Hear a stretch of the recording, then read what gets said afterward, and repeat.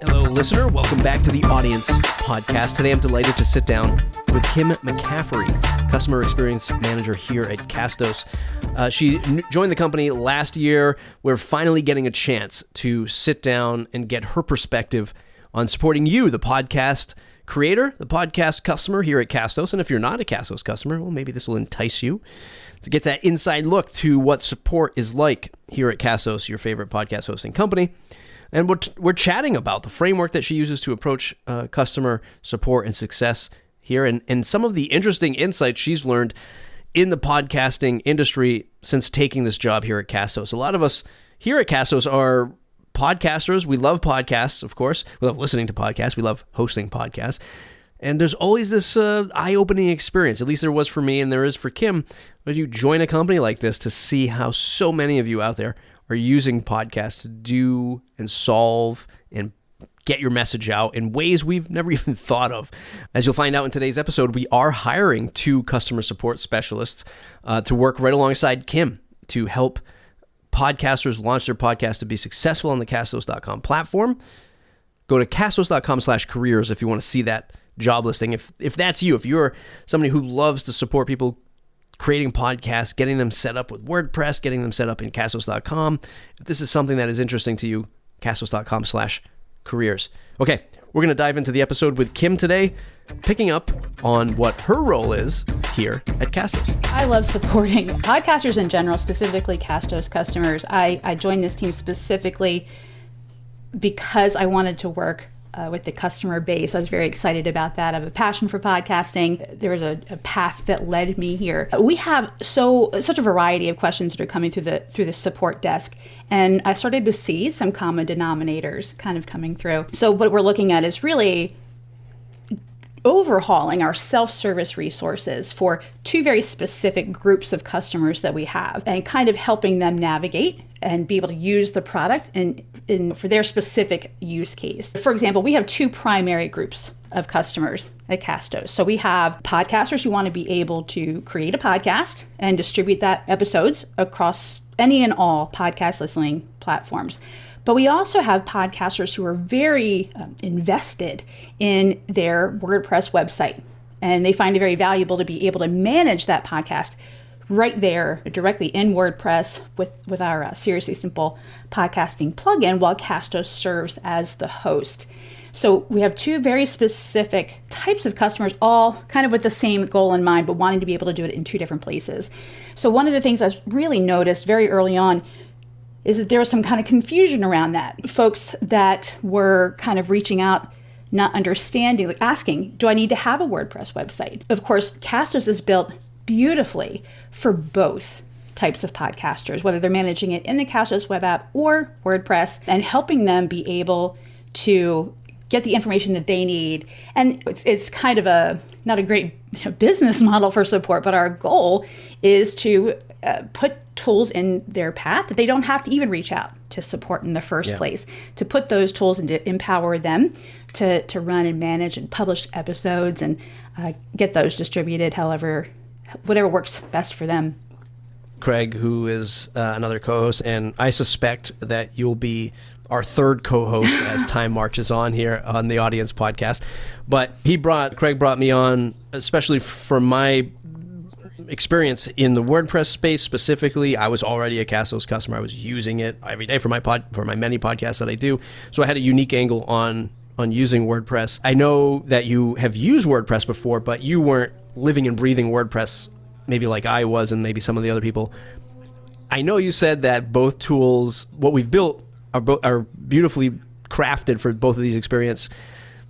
You're giving us some credit there. There's definitely, look, we know that there's definitely some stains on this tabletop, and we're trying to clean things up, and there are some bumps in the road. What has that experience been like for you, kind of just learning WordPress more deeply since you've been here? Any major obstacles from even just the WordPress side? I can't believe people do it this way. Is there anything like that? Very much. So WordPress, I had a basic understanding, but I came to Castos and had an opportunity to work with people that would say, I bleed blue. there is such a great community around WordPress, and there's such an open and rapid exchange of information across people that use WordPress and the information that's out there. They're eager to kind of help each other do that. But there's a vernacular. There's a language around that isn't spoken. It's not the tongue. It's been almost like, learning a new language altogether. And that's really important when you're working with customers, to be able to, I have to be able to write maybe a knowledge-based article, like a help article in their language. It has to reflect them. Right. And so really being very intentional about understanding the language and why is it valuable to be able to manage the podcast in WordPress? Why is that so important?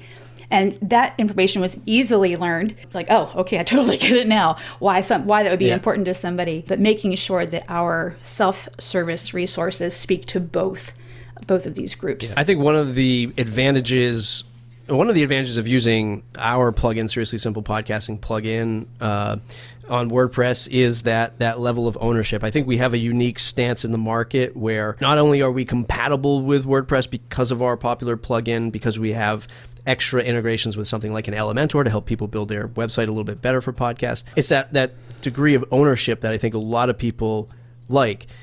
But you're sort of living in that world of WordPress, which if you're a brand new podcaster, maybe WordPress is not the answer for you to build a website, right? To have a website for your podcast. Maybe this is too early to tell from your experience here at Castos, but do you ever run into a customer who's trying to make that decision? Like, man, I'm really struggling with this WordPress thing. And then you just say, hey, just use our built-in website. Like at the end of the day, just use our built-in website to Castos, and maybe you should just be a Castos customer. Because for that $190 for the year, you're trading a huge level of ease of use. And I know I'm biased. We're both biased on this podcast. But at the end of the day, it's like, man, if you really want to make a go with this podcast, $190 is short money to do something grand with a podcast, and it's going to be way easier for you. Have you thought of a great way to bridge that gap or help somebody make that decision?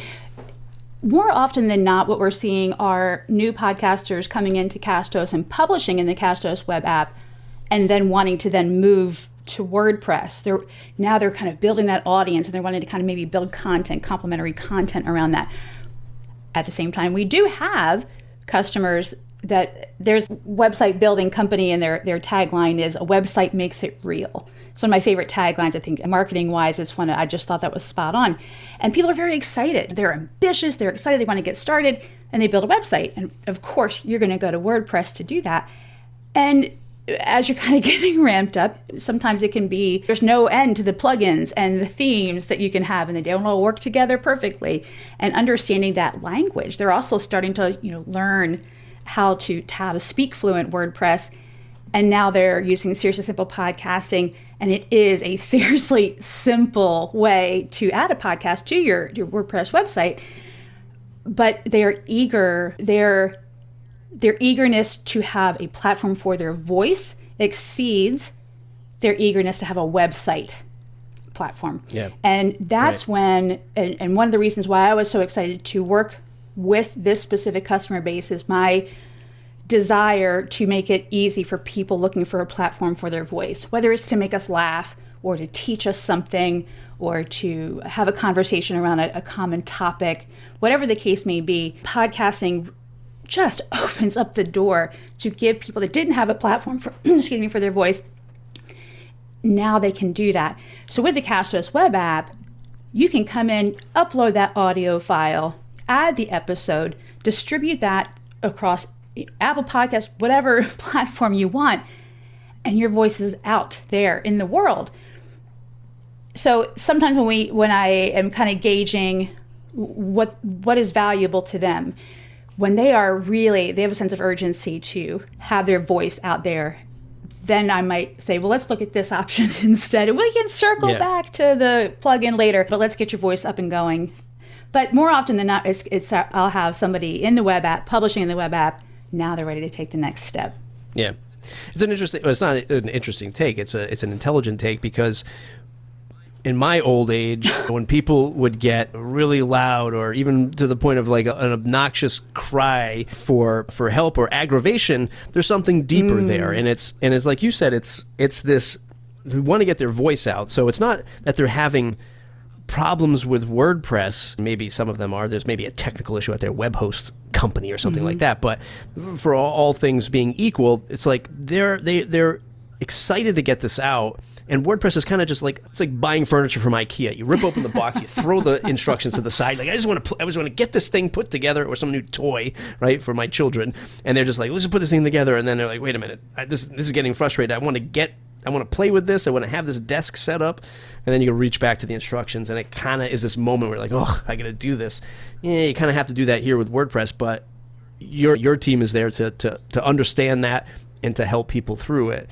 And largely, it's not just WordPress. It's, hey, I want to get my voice heard, and how do I do this as fast and effective as Anybody possible? with a background in customer experience, specifically customer support, any support specialist worth their weight in salt knows frustration comes from a passion.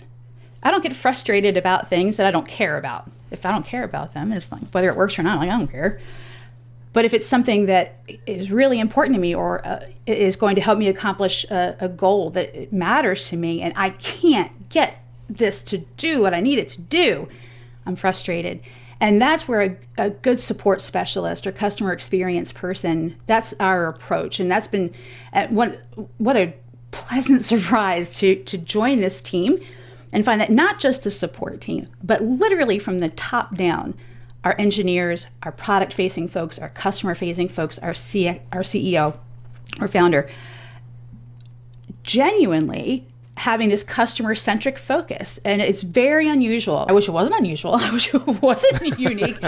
What a thing, people care. It's one of those things where there's either a focus on the product and building new features, or on maintaining the infrastructure, or whatever the case may be.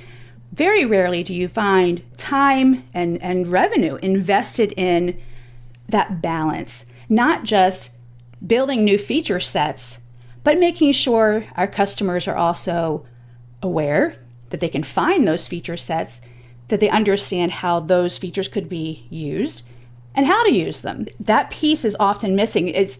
I can tell you, it's not unusual for a customer experience manager to join a team and spend the first 90 days just trying to sell the team on the idea that this, matters, and then they can kind of get some momentum. Joining Castos, I landed on this solid foundation, very unique foundation that already built by people who were already there on that mindset. So it's been just a lot of fun to kind of start to just take the tools that we already have and fine tune them.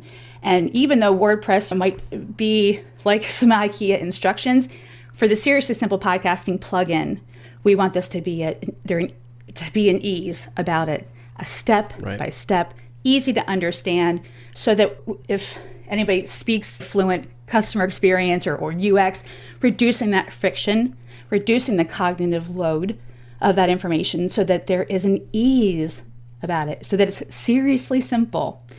And that's that goal. So whether they want to publish in Castos or they want to publish in WordPress, my goal is for there to be an ease about doing that. Like a good Marvel Avengers movie, one of the crossovers that you and I have are this weekly webinar. And it's not even a webinar. I shouldn't say that. It's actually, it started out as a webinar, right? That was the idea behind it. It was like, hey, we'll just have this webinar and we'll sort of present to Castos customers. So if you're a Castos customer and you're listening to this now, this is sort of a call to action to reach out to us, hello@castos.com, with some feedback. So I had this idea as like, we'll do this weekly webinar for our customers, and we'll sort of present to them concept of podcasting thing. And we quickly found that simply calling it open office hours, where you and I will stare at each other on a Zoom call until somebody shows up onto that Zoom call, right? And we'll just talk about the day. And then we have this open office hours thing. Again, this is something that's probably unique to a lot of software companies that you might be paying for, right? If you're listening to this. Certainly if you're on our arch nemesis anchor.fm, no one at Spotify is meeting with you to talk about your podcast every week for an hour. These are things that you have experience in from your past. You used to host as many webinars as I hosted podcasts. These are great tools for communication? That's a question mark. These are great tools for communication with customers. Like, what do you see good and bad? And again, if you're listening to this, what do you want out of communicating with Castos? Like, what else can we do to help and educate you as a podcaster to give you long-term success? But Kim, from your perspective, webinars, this interaction, this live streaming thing, call it what you want, good or bad in your eyes? I think it's excellent, not just for our customer base, but also for us. So to be able to have an opportunity to interact with our customers, and to the fact that we do what we do, we open hours, it's live streaming, that requires a certain level of vulnerability.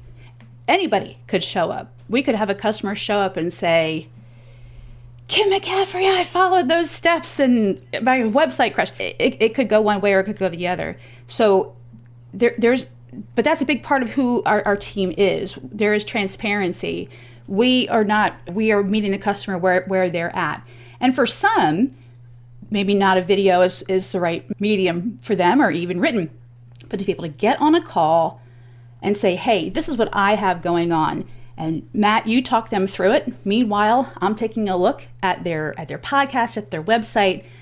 I'm kind of troubleshooting, and we're going through step by step. We're like troubleshooting in real time. Or we have folks that are coming in, and where you are just the absolute rock star is to say, here's how I want to grow. Not just people that like, I can't figure this out, these steps, but I want to grow. I want to grow my audience. How can I do that? How can I use private podcasting in a better way? How can I utilize the platform and maximize that value? But the questions that are asked, those are things that from a support background, customer experience background, I am making mental note of, paying attention to the language. Like people on the team kind of like, oh, Kim's going to want to edit or revise that sentence. Kim's our word hero, right? Whenever we need a word for something, we call Kim. Whether it's like an error message or even just small amounts of text in the app, words matter. They all matter. Very much they matter when it comes to software. So paying attention to things like that. But I'm also able to understand even more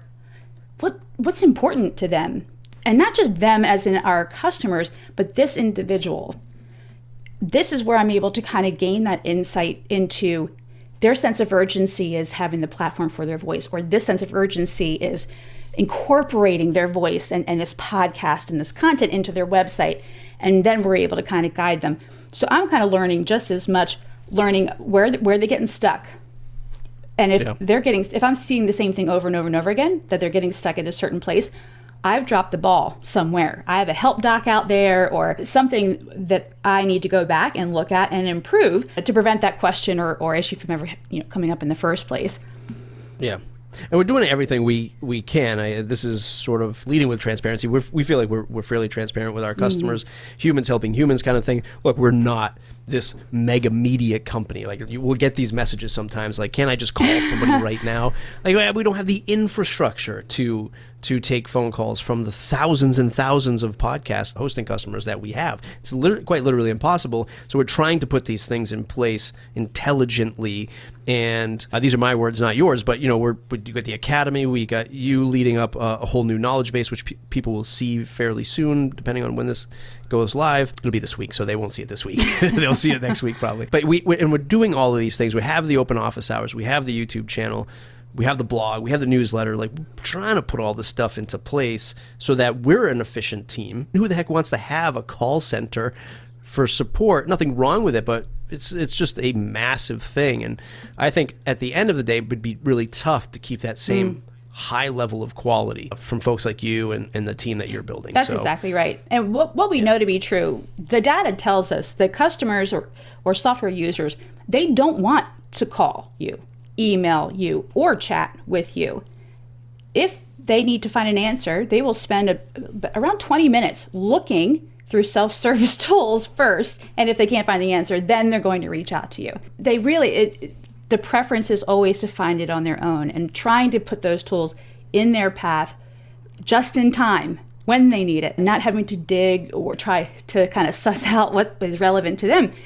And being able to do that kind of like how you were describing with our folks that are using Seriously Simple Podcasting and publishing right in WordPress, they like that sense of control, that empowerment to they're running their stuff. They're running this podcast. Right. They're managing it. They don't want to have to reach out to this support team. But if they do need us, we want to be here and be ready to offer them the information that's accurate.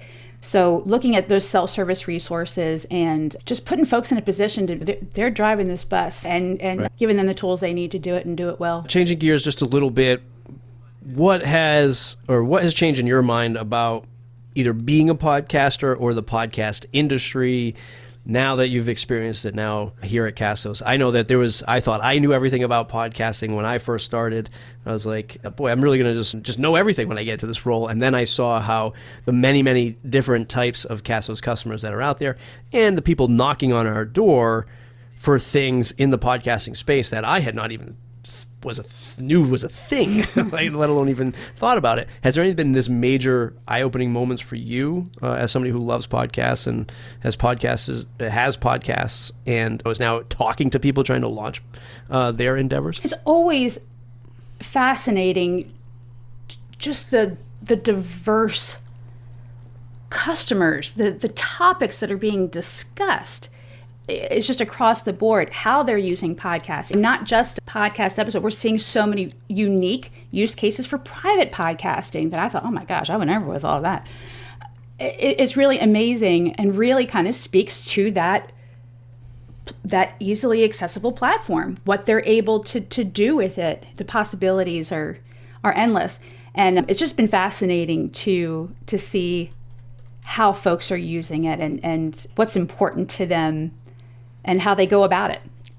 Has there been a favorite podcast category that you found, whether or not you want to name the podcast or not, that you've come across to help somebody, like vegan cupcake experiences or some crazy, like, I can't believe there's a podcast. Like, one of the ones that I first did when I came here was, if you just Google Creator Spotlight, an unusual tea party, and maybe we'll link it up in the show notes, a woman that I interviewed, a Castos customer who is a handwriting detective. I was just like, I didn't even know that's a thing, let alone you're running a podcast about it. And my mind was just spiraling when I was interviewing. Anything like that come across your belt? Did you have her analyze your handwriting?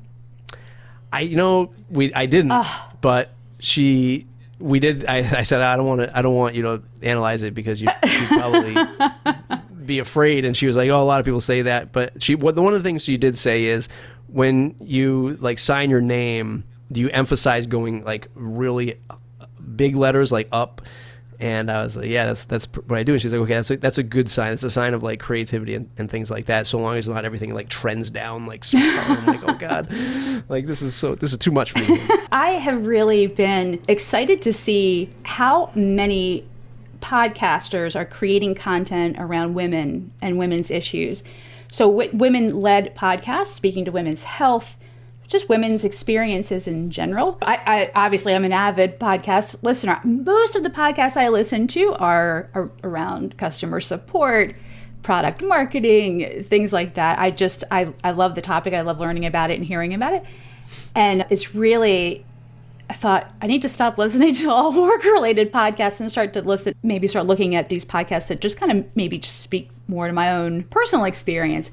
But we really have a lot of solid, really just like a lot of traffic, well-followed podcasts around women's issues and women's topics. I've been really excited to see that. And you've pitched a podcast to host here at Castos, right? For the team. Tell us about that. That maybe this will inspire someone else in their own organization to do the same thing. Hint, hint, wink, wink, hosted at Castos, but something that you'd want to do here for Castos. Yeah, so one of the first things, it was very early on after I joined the team, we actually had a customer that reached out to us and had pointed out that there was a page on our website that was not accessible to his screen reader. We're relatively active in the disability rights sort of activism, and so I immediately was like, well, let's take a closer look at this. And again, kind of going back to this team that already had laid this amazing foundation, bringing this up to the team, like, hey, we have some weak spots in accessibility in the product. And without skipping a beat, Craig, our founder, had said, so what do you think about spearheading that accessibility project? So one of the things that I've been working with one of our developers, we're in the pre-planning stages and prioritizing, but we are on an accessibility journey. So we're looking at the website, the Castos web app, the player, the plugin, our tutorials, the knowledge base articles, and evaluating them for accessibility and making changes where they need to be made. So accessibility being things like screen readers, obviously. Can somebody navigate a page just using the tab key or the enter key? Or making sure that things are accessible to our customers who are deaf or hard of hearing, colorblind, have disabilities, maybe that affect motor skills. These are things that we should all be doing all the time. And what we're looking at doing now is getting us to where we need to be first, and building at the same time that we're incorporating this now into the process of building new features. So I've been working with Alec. He is one of our developers, and he and I together, I had said, I really want to document this journey. Like, why did we start doing this? Why was it important? Really kind of pointing to, again, Craig's immediate, like, absolutely, we need to do that. And just kind of talking about what that's like.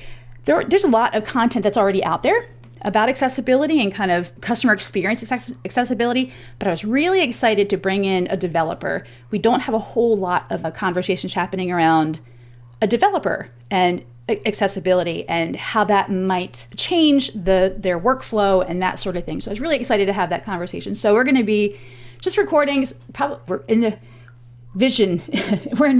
it at this point, 15-minute episodes. We're just going to publish it all as a series from beginning to end, just documenting that journey. So we brought the tools together. We have created a huge checklist. We have already started to prioritize. The work has already begun, and it will be ongoing. We're never going to have a stamp at the end of this, like, boom, we're done. This is always going to be an ever-evolving process, but we are really excited to be tackling it. Yeah, that's awesome. Hey, listen, I know an open office hours you guys could join every Thursday at 12 o'clock if you have any of those questions on launching the podcast.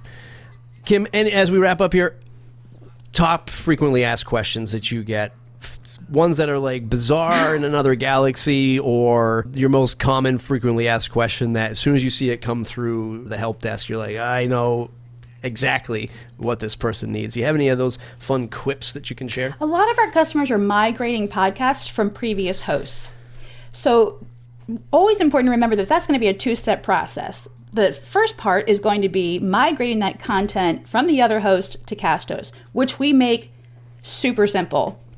Grab the RSS feed URL from the old host.